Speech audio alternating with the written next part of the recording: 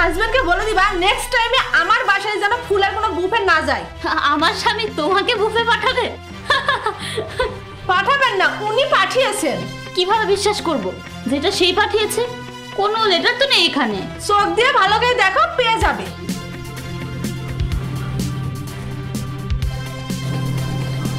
Hello, আমি তোমাকে বলে বোঝাতে পারবো না আমি তোমাকে কতটা মিস করি।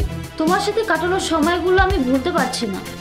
এটাতে তো তোমারও নাম নেই, আমার হাজবেন্ডেরও নাম নেই। কত বড় নির্লজ্জ তুমি! নিজের স্বামী দোষটুতে দেখেও না দেখার ভান করছো। নির্লজ্জ আমি না, নির্লজ্জ তো তুমি। তুমি ফুলের বাহানায় আমার বাড়িতে এসেছো যাতে তুমি তোমার জালে আমার হাজবেন্ডকে ফাঁসাতে পারো। দেখো, তোমার সাথে ফালতু তর্ক করার ইচ্ছা আমার নাই।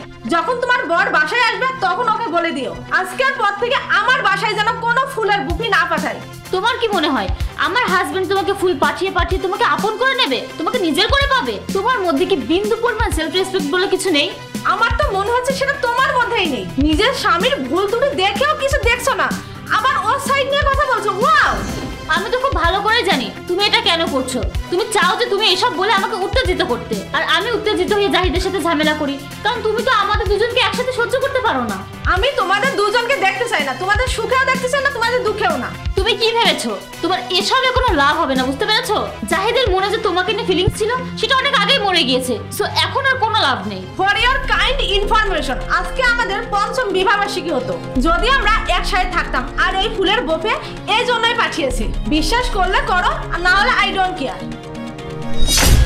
তুমি তুমি এখানে কি করছো? জাহিদ, তুমি টেনশন করো না, আর তুমি এক্ষুনি চলে যাও এখান থেকে। হ্যাঁ, চলে যাচ্ছি। আমি শুধু ওই ফুলের বুফেটা ফিরে দিতে আসছিলাম। আজকের পর থেকে এরকম আচরণ একদম করবে না, আর আমাকে কিচ্ছু পাঠাবে না।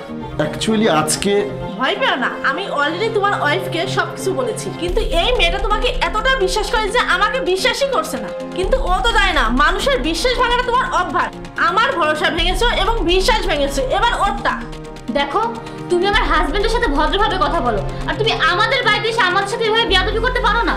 আমি তো বিয়াদবির মতো কিছু করিনি, বিয়াদবি তো তোমার হাজবেন্ড করেছে। লিপি, আই এম রিয়েলি সরি যদি তোমার খারাপ লেগে থাকে। অপু, ভিতরে চলো।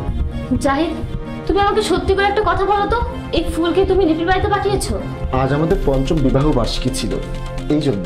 জাহিদ, তোমরা আলাদা হয়ে গিয়েছো, আর এখন আমি তোমার ওয়াইফ। হ্যাঁ জানি, তারপরও এটা। দেখো জাহিদ, আমি এইসব ঝামেলা চাই না। আমি চাই তুমি সুখে থাকো, নিজের লাইফে এগিয়ে যাও। আসলে লিপি, আমি এখনো তোমাকে ভুলতে পারিনি।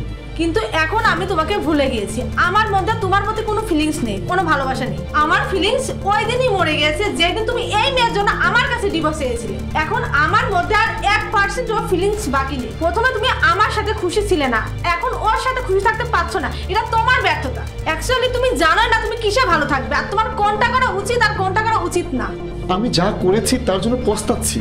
তুমি মোটেও পস্তাওনি। তুমি কি মনে করছো কারো লাইফ নষ্ট করে, কারোকে ধোঁকা দিয়ে, কারো সময় নষ্ট করে তুমি সুখে থাকতে পারবে? পারবে না। আল্লাহ তাআলা সবকিছু দেখেন, আর তার কর্মের ফল দুনিয়াতেই তাকে কিছু দেখিয়ে যায়, আর সেটাই তুমি পাচ্ছ। আচ্ছা যাই হোক, প্লিজ অনেক হয়েছে। তুমি দয়া করে আমার বাসায় আর কিছু পাঠিও না। এবার তো আমি বাড়িতে এসে ফেরত দিয়েছি, নেক্সট টাইম আমি থানায় যেতে বাধ্য হব। বাই। আরে লিপি, তুমি কোথায় যাচ্ছ? আরে অপু, তুমি আমার কোথায় যাচ্ছ? আমি কি করবো এখানে থেকে? তোমার মনে যখন আমার জন্য কোনো ফিলিংসই নেই। দেখো, মানুষের মনে একজনের জন্যই ফিলিংস থাকে, আর ওই একজনের জন্যই ভালোবাসা থাকে। আর তোমার মনে শুধু লিপি আছে, এই জন্য তুমি আজ পর্যন্ত তাকে ভুলতে পারোনি। তাহলে তুমি আমার সাথে কিভাবে খুশি থাকবে? আমি চলে যাচ্ছি, তারপর তোমার যার সাথে ভালো লাগে তুমি তার সাথেই থেকো, আমার কোনো সমস্যা নেই। আই এম রিয়েলি সরি লিপি। আমি লিপি, আমি আমার জীবনে অনেক বড় ভুল করেছি তোমাকে বিশ্বাস করে। I hate you Zahid.